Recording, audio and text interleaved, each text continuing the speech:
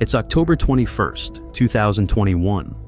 Security cameras capture 29-year-old TikTok star Ali Abulaban riding the elevator to his wife's apartment.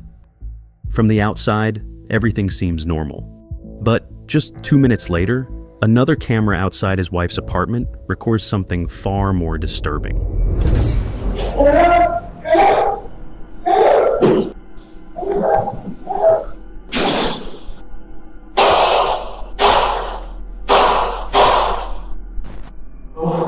I just like the word to else.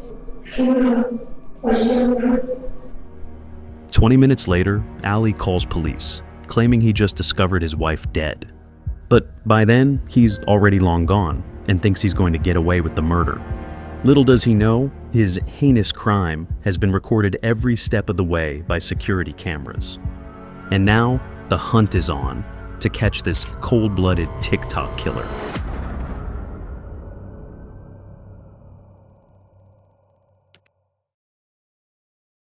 September 8th, 2021. Dispatchers in San Diego pick up a strange call from the Spire luxury apartments downtown. On the line is Ana Abulaban, reporting abuse by her husband, Ali. San Diego Emergency, this is Dispatcher 8854. Can you please send the police on 1475 Island Avenue? Okay, what is your name? My name's Ana Abulaban. Are you having a fight with a spouse or a boyfriend? Yes. And it's Did he hit you? It's physical. Yes, no. Has he been taking narcotics? Is that why you're having the fight, or? Yes. I'm still here. I'm waiting for someone to be assigned. Are you okay? Yeah, I'm okay. Yeah, just don't say anything to him. That way he doesn't flare up again. Oh, great. You were on the phone with police while I said that? Wow. I thought you were done with the phone call. Okay, great. Are we on speaker? Yes, ma'am. Can you take me off the speaker, please? Yes. Shortly after the call, first responders arrive at their apartment. San Diego Police Department! Yes, I'm here. I think he just left the house. He just left? Is it just you? It's just me and my daughter's here. She's Mind if we catch? Yeah. Yes, please. While Ana was calling a dispatcher for help, Ali went live on TikTok, mocking her struggles and casting himself as the victim. I'll bring you to San Diego for what? So you can run to your friends? You're not even an American citizen. I brought you to this country. Name one man that would do that for you. After Ali realized Ana had called 911 and that officers were on their way, he left the apartment, still ranting about her on his live stream. You're on your knees right here, fixing the suitcase, removing stuff. Yeah. And then he puts you over there. And then, can you show me where your body part contacted that? It's like right here, like my head. It's right here. Ana explains to the officer that the fight began over a suitcase. During the argument, Ali lost his temper and pushed her. She fell, scraping her knee and hitting her head against the bed. The officer documents her injuries, photographs the apartment, and informs her that she can request a restraining order. Ana chooses not to pursue it. In recent months, their relationship has grown increasingly toxic and aggressive, but it hadn't always been this way. Ana Marie, originally from the Philippines but raised in Okinawa, was known on social media, especially Instagram, where she had a modest following. She appeared frequently in Ali's videos, often standing beside his growing online persona. Hmm? Oh, hello. Yes? My father owns a shop. It's not much, but he gets us by. Would you like to get married? I've never been asked before. Sure. How wonderful. Bye-bye. Till next time. Need something? Ali grew up between New York and Virginia, later enlisting in the U.S. Air Force. His service took him overseas, and it was during this period that he met Ana. The two first connected in 2014, while both were in Okinawa, Japan, where Ali was stationed. They began a relationship, and not long after, they married. Their daughter was born a few years later. For a time, they lived what looked like a stable military family life. After Ali's time in the Air Force, the couple returned to the United States and eventually moved to San Diego, California. Hello there. Yes? Why are you smiling? You literally... Need something?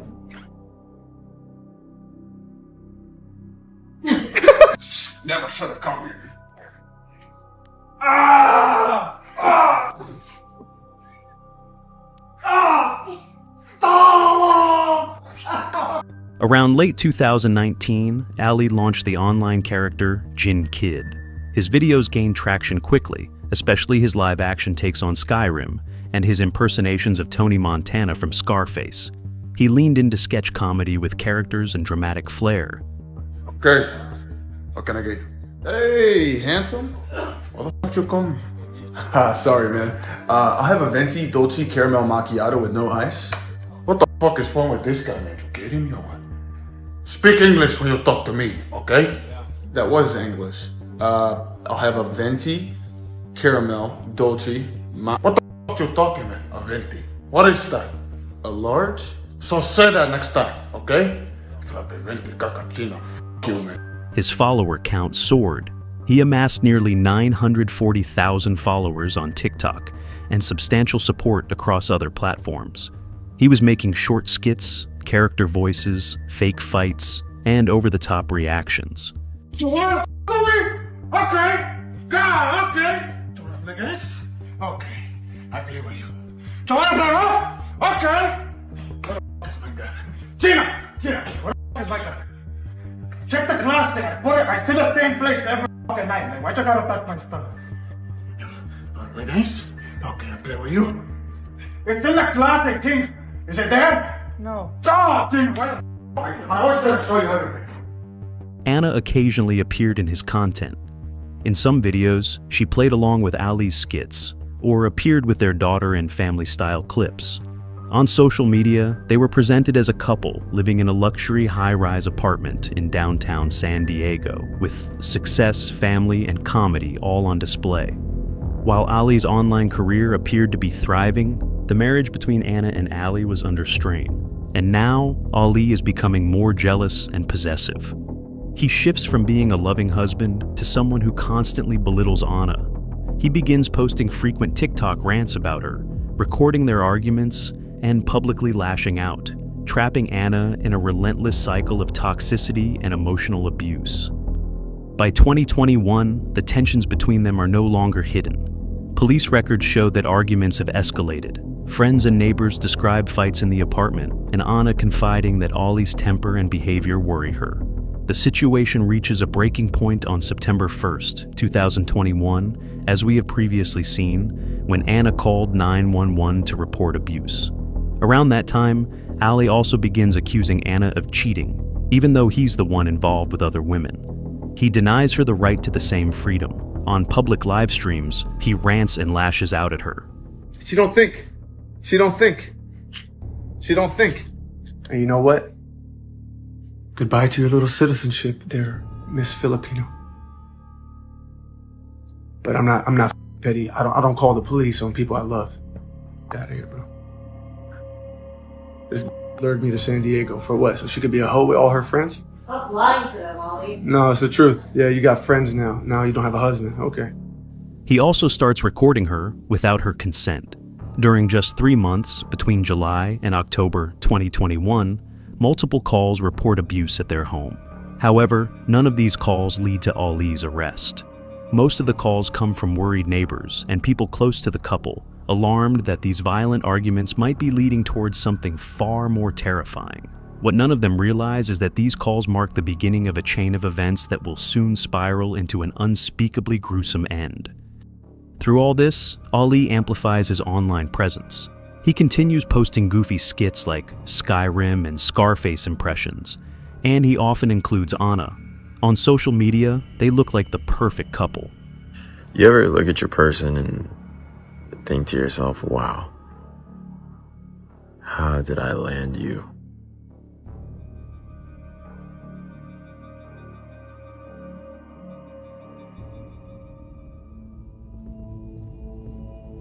But behind the scenes, things are falling apart.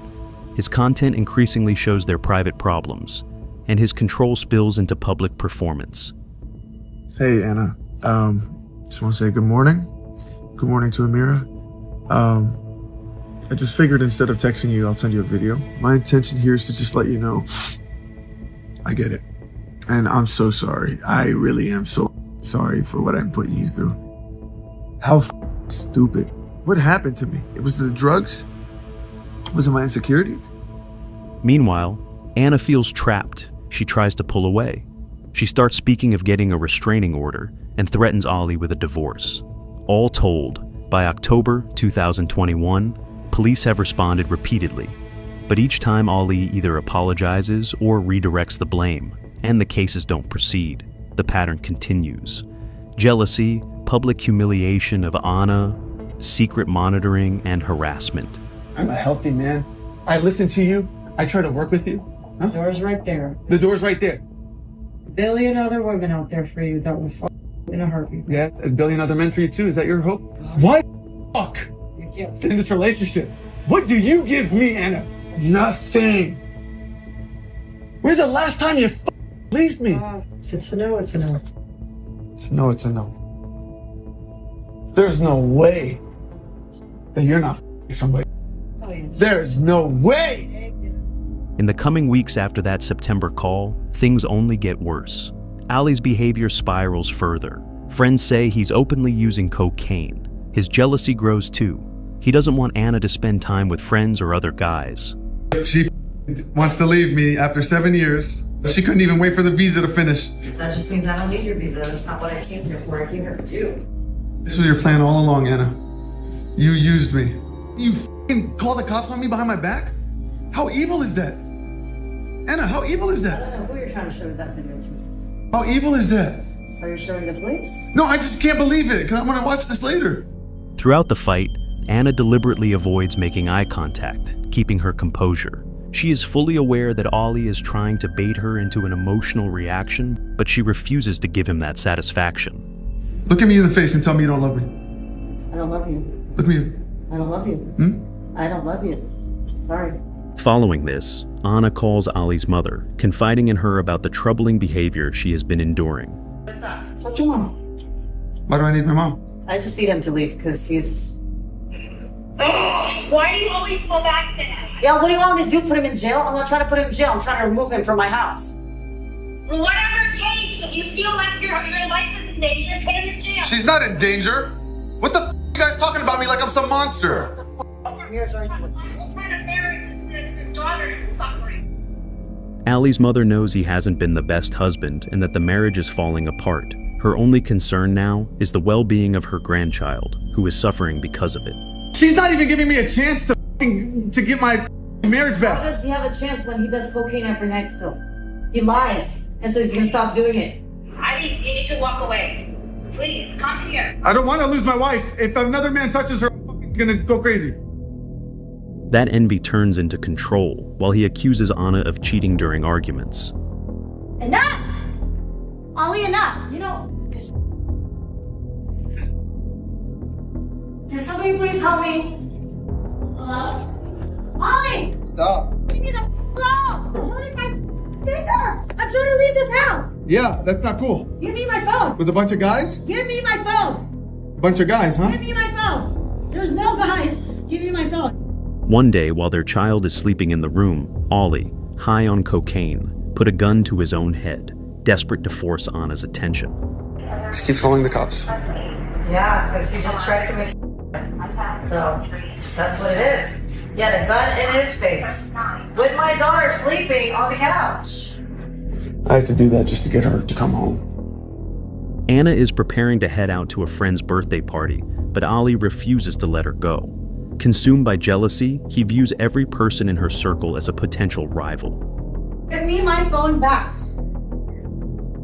Ollie, give me my phone back. Marriott Marquise, that's the place you had the birthday. Yeah. Oh, so you're going?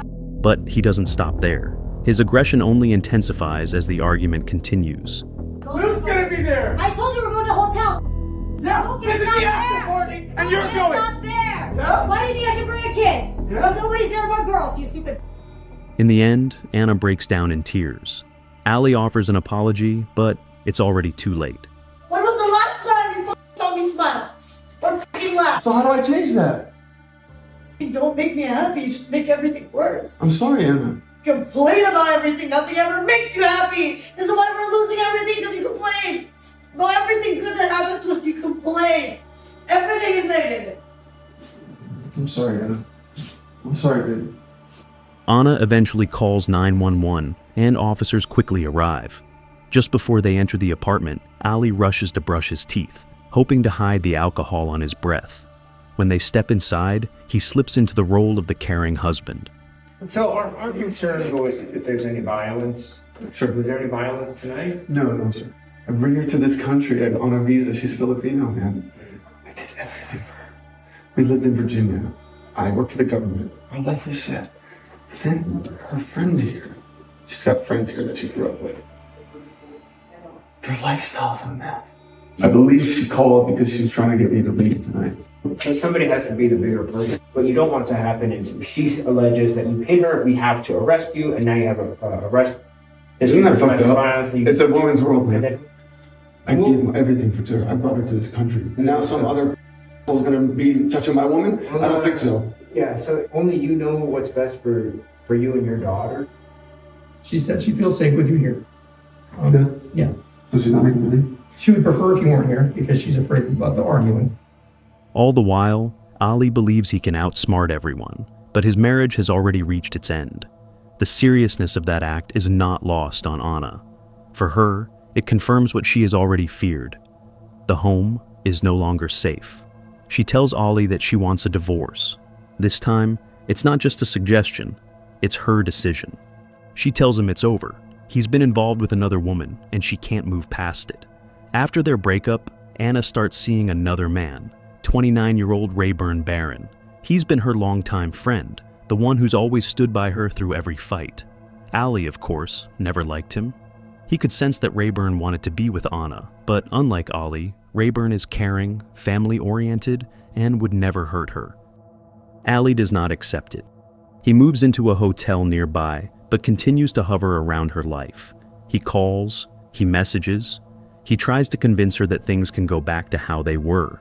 Anna worries she could lose her visa if she separates from Ali, and that her daughter might be taken from her. Even so, she begins to make a plan to break free. Ali, meanwhile, continues his pattern of denial.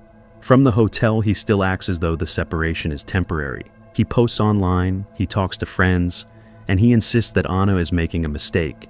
Even though he is checked out physically, he comes up with a bizarre plan to watch closely and look for any sign of what Anna is doing without him. He researches ways to monitor someone, listening devices, remote surveillance, installing apps on an iPad, and, after thorough research, decides to install a Discord app to spy on his wife. Through their young daughter's iPad, he sets up a hidden way to monitor her. Something that usually a child would use for games and cartoons has been turned into a listening device. Ali has secretly installed what prosecutors later call a baby monitor app. The device is left under the bed inside the apartment, quietly streaming audio to him wherever he is. From his hotel room, Ali is able to hear what is happening inside Anna's home. Although they're not together, he wants to know whether she's faithful. He listens to her constantly for any sign of cheating. This hidden surveillance is not a single act. It is part of a pattern. Earlier, Ali had used recordings, phone access, and social media posts to track and discredit Anna. He accused her of things online, posted rants, and tried to rally followers to his side. She, in turn, faced harassment from strangers who believed his version of events. On the afternoon of October 21st, Ali is listening in on his wife's apartment through a secret app connected to his young daughter's iPad. What comes through are multiple voices. One of them is Anna, the other is her friend Rayburn. Ali grows convinced of what he's hearing. He's furious. With a gun in hand and under the coke's influence, he leaves the hotel and heads toward the Spire Apartments, where Anna lives with their daughter. Today, though, their child is at school, and Anna is certainly not expecting him. Around 2:50 p.m., building security cameras show Ali walking into the parking garage. Moments later, the footage captures him running back outside, then returning a short time after. He adjusts the belt around his holster. As he enters the building, Ali activates the audio recorder on his phone and slips it into his pocket. With the recording on, he enters the building and rides the elevator up. Surveillance shows him standing calmly inside. His face is composed, almost still, as if nothing is wrong. His black baggy hoodie hides the gun in his holster. He swipes the clone building card he copied earlier from Anna, presses the elevator for the 35th floor, and steps inside. The ride takes only a few minutes. During it, he calmly exchanges a couple of casual words, even a smile with neighbors. When the doors open on 35, he bolts down the hallway toward his wife's apartment. He reaches the door of the unit, unlocks it with a copy of the key he still has, and steps inside. Inside the apartment, Anna and Ray are together. The confrontation lasts only moments. Ali raises the gun and fires quickly at Ray. First 2 bullets are shot into Ray's head and a third into his throat. He collapses to the floor, dead. In the meantime, Anna stands beside him, frozen in terror. She has no chance to escape. The man she once loved has turned into an unrecognizable monster. After shooting Rayburn 3 times, Ali turns to her. Staring into her eyes, he shoots her in the forehead.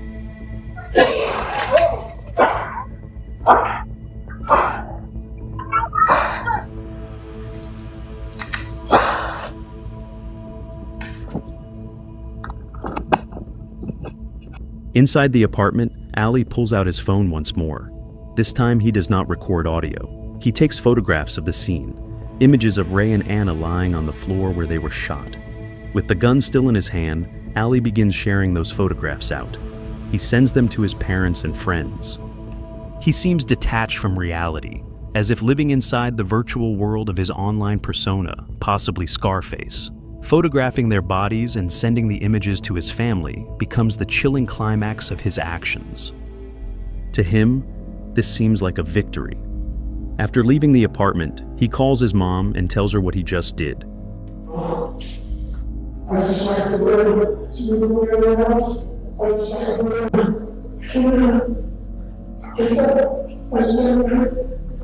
I went to everyone else.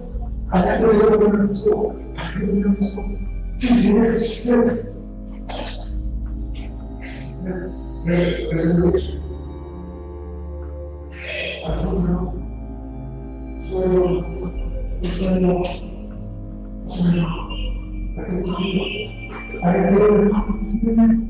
He then rides the elevator again with other residents as if nothing just happened. He does not call police from the building. Instead, he heads straight for his car. Moments later, he calls 911, trying to sound like a man who has just found his wife dead.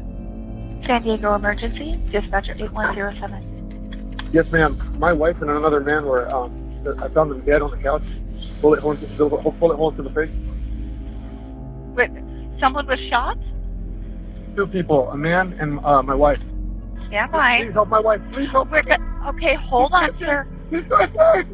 Sir, stand by. I'm bringing on my supervisor. What is your name? My name is Ali. Ali? Okay. Yes, I'm her husband. Tell me what you saw when you went in there. I saw my wife on the couch with blood coming out of her head. Wife is on the hamburger. I don't know who he is. I know him. His name is Ray. I couldn't even breathe when I saw that. It was so terrible. After the call, Ali heads directly to her daughter's school to pick her up, while officers hurry to Anna's apartment. There, they enter the apartment by force. We got 2 down. Emergency entry. I need a team. Clears out. Someone came here and shot them.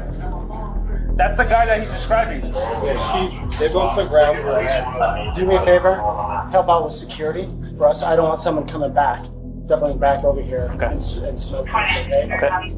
Officers quickly secure the building's surveillance footage. Reviewing the video, they identify Ali and the vehicle he arrived in. A citywide alert goes out, warning all San Diego officers that Ali is on the run with his daughter and should be considered armed and dangerous. Meanwhile, Ali picks up his daughter from school and drives off. Acting swiftly, police track his vehicle and initiate a pursuit. Soon after, Ali pulls over and officers close in to make the arrest. I got it. I know, but we don't want to contaminate the cheese sauce. My mother wants to get her. I don't want anyone else to get a car. No, it's my daughter. Please, be careful. I understand. We're gonna. I care about her. I understand. We're gonna make sure she's alright, man. Alright, but can I walk back with her? I'm saying my mom is driving to Vegas to try to come get her. Okay.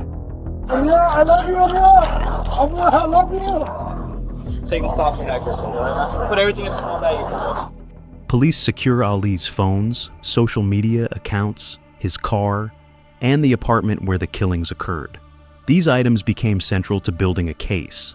To piece everything together, investigators sift through text messages, voice recordings, and any other detail that might prove useful. For years, detectives continue collecting evidence while Ali remains in custody. During this time, he makes the unusual choice to give a television interview about his case. Did you kill her?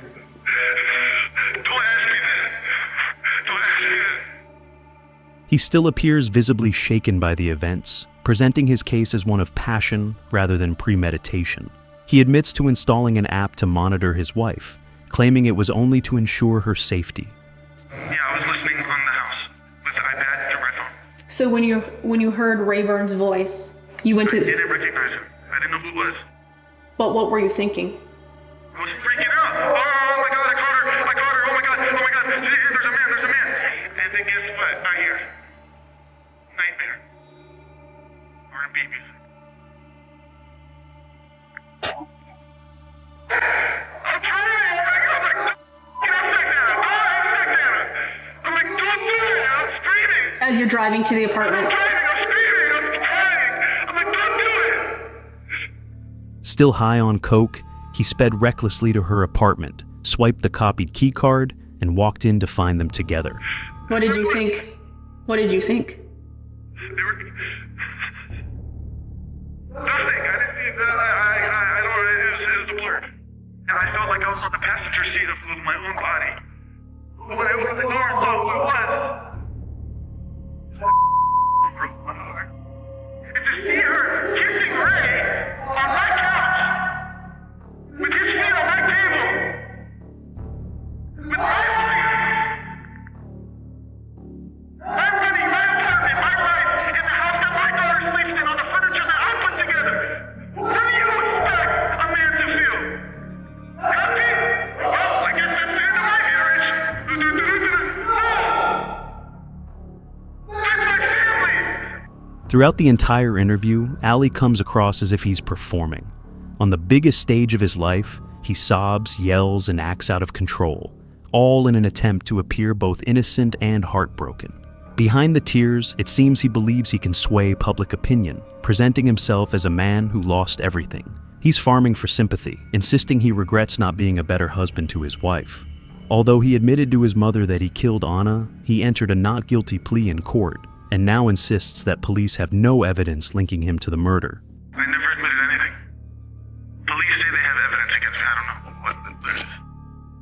So the prosecution says that you admitted to your mother that you did this, and then you pled not guilty. Can you explain that? No, I can't.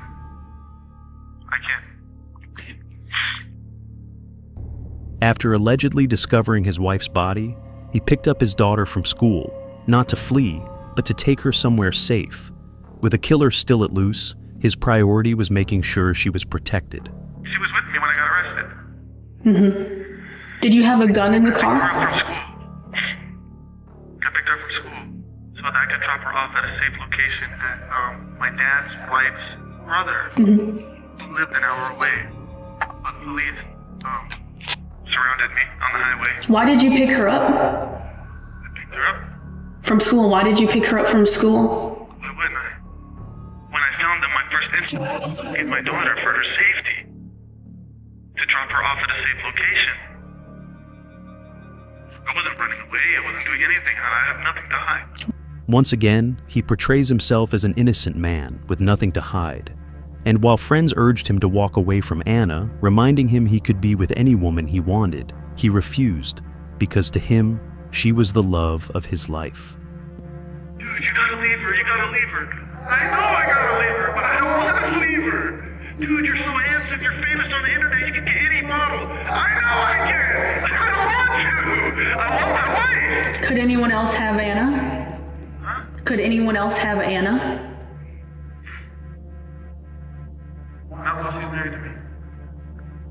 This behavior mirrors his TikTok videos, where he imitates characters from Scarface and The Godfather. If you want to be forgiven, you must first confess your sins. to me. 3 years after the murders of Anna and Rayburn, the trial finally begins. In court, prosecutors introduce another chilling piece of evidence. In the days leading up to the crime, Ali had sent Anna a series of text messages and voice recordings that were, to say the least, deeply disturbing and graphic. I am the best man you ever met, and you're the dumbest I ever devoted my life to. You are the dumbest I wish we never had a kid together because of how stupid you are. She sees the value in me, unlike your dumb and I can't wait to divorce you so I can start my new life. At one point, Ali laughs at the messages, but only a few minutes later, he grows uneasy and asks his attorney to turn them off. This trial isn't just about guilt or innocence. In both his TV interview and now in court, Ali insists his actions were a crime of passion, but prosecutors argue it was something very different. They contend it cannot be a crime of passion since he drove from his apartment to Anna's with a loaded gun and killed 2 people. To them, the crime is clearly premeditated. The next to take the stand is Ali's former sister-in-law. Visibly emotional, she gets into a heated argument with Ali at court. What my mom did to you? What Mama did to you? My mom did you what? Sorry, Your Honor. What did you do to you? You didn't do anything to you. You know Anna Marie's not. He's not gonna go cheat. If you didn't cheat first. As the trial draws to a close, the jury has gained a clear understanding of who Ali Abulaban truly is. They have reviewed all the evidence and the full history of his relationship with Anna, allowing them to see his character in its entirety. With this in mind, and after only a brief deliberation, they deliver their final verdict. Verdict. We, the jury in the above entitled cause, find the defendant, Ali Nasser Abulaban, guilty of the crime of murder in the first degree.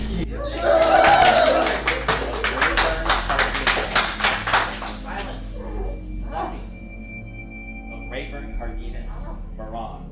With the verdict finally delivered, Ali can no longer contain his emotions. The reality of his fate crashes down on him, and for the first time he fully grasps the gravity of the situation he now faces. His desperate attempts to portray himself as a devoted husband, to manipulate public opinion and win sympathy have collapsed. Stripped of his facade, he breaks down in court. Probation hearing and sentencing will be on June 28th at 9 o'clock a.m. in Department 2002. All right, we can recess. Thank you.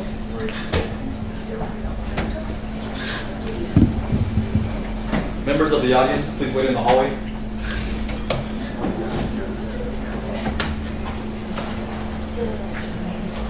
On the day of sentencing, before the judge announces his final decision, Ali reads a letter he has written. My response in that moment was an unintended, impulsive reaction against my better judgment to the discovery of Ray's romantic involvement with my wife. And for that, I'm sorry. I'm sorry that in that moment I was not mentally strong enough to control myself. I'm sorry that my horrendous action that day resulted in the undeserved deaths of Rayburn Barone and Anna Marie Abulaban. For 3 long days, Ali has taken the stand, defending himself under intense questioning. At last, he stands before the court, awaiting the decision that will determine the course of the rest of his life. He's somebody that is only thinking about himself, and the idea of killing 2 innocent people doesn't disturb him. It's chilling. So the bottom line here is he will die in prison. He will never be a free man. He will take his last breath there.